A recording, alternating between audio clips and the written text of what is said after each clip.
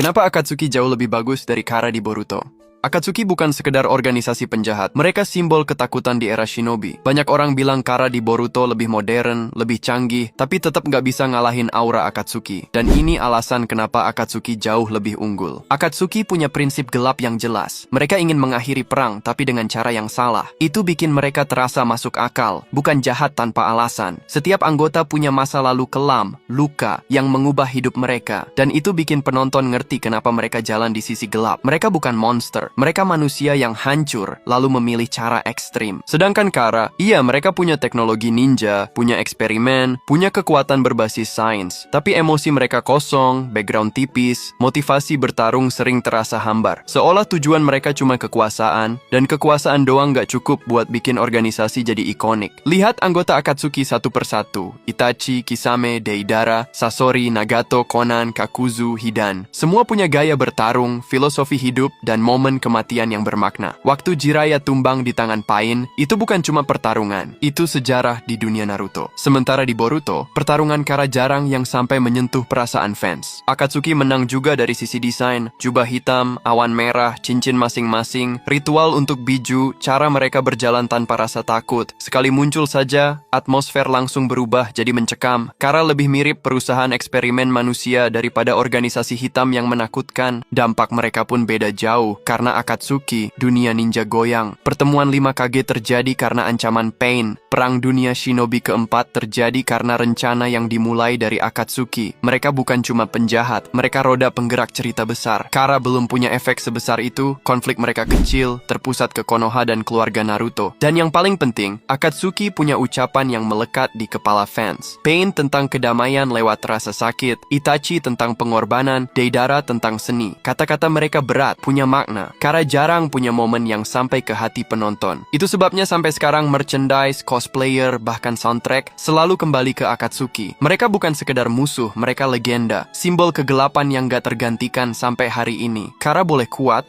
modern, dan penuh teknologi, tapi mereka tidak punya jiwa. Dan itu hal yang bikin Akatsuki tetap jauh di atas organisasi jahat paling ikonik yang pernah muncul di dunia shinobi.